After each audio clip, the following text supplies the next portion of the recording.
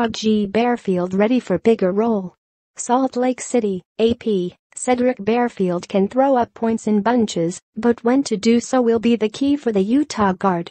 The Utes will need him to make the right decision on a regular basis after losing 4 starters from the 2016-17 team. The 6'2", 190-pound guard scored 18 in his debut last season after transferring from SMU. 5 days later, he dropped 35 on San Francisco. It was immediately clear that Barefield could score, but he eventually settled into a reserve role and finished the season averaging 9.0 points per game. He now has a fluid role as a combo guard that will be called upon to score at times and set up teammates at others. He can put on a show, senior David Collette said. He's got the handles, and he's got the moves. I don't think we need that all the time, and I think he's starting to realize that. Do more by doing less. I think that's his mindset. The thing that's different for him. He's playing the 1 and 2, and those are 2 different roles. Barefield and Long Beach State transfer Justin Bibbins are expected to start in the backcourt and share the point guard responsibilities. Collette, who praised Barefield's work ethic, is the leading returning scorer after posting 13.6 points per game last season. The Utes have lost 45.7 points per game from 4 starters last season. Barefield will have more opportunities this season, but must have balance. I think that's my role, being out there doing whatever it takes to win, Barefield said. It's whatever the team needs as far as that game.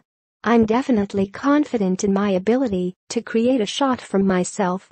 And if my team needs me to put up a certain amount of shots or needs me to sacrifice a certain amount of shots, it doesn't affect me.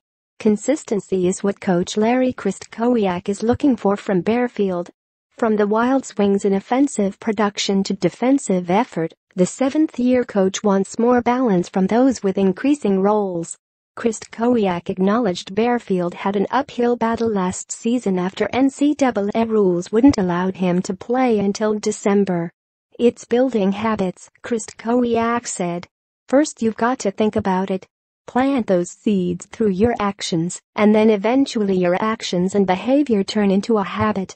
Barefield spent the offseason focused on being under control, taking care of the ball and making the right play. He said he's quicker and has better handles than last year. The Corona, California native is looking forward to the added responsibility and the freedom to play more aggressively. Utah is going to need all of that if it wants to improve on an 11-7 Pac-12 record and a first-round loss in the NIT after winning at least one NCAA tournament game the previous 2 seasons. Things to watch for from the 2017-18 Utah basketball team. Gone. The Utes said goodbye to 4 of their top 6 scorers from last season, including Lakers first-round pick Kyle Kuzma. Lorenzo Bonham graduated and Kuzma left early. Devin Daniels and JoJo Mora transferred out of the program with a combined 16.8 points in 46 starts. Youth movement. The Utes have at least 5 first- or second-year players that have the opportunity to play a significant role.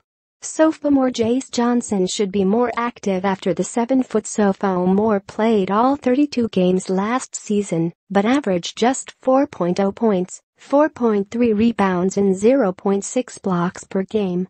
Redshirt freshman Chris Seeley and freshman Donnie Tillman and Christian Papula will also have the chance to earn big minutes. Sharpshooter. The Utes would love for Parker Van Dyke to improve his outside shooting.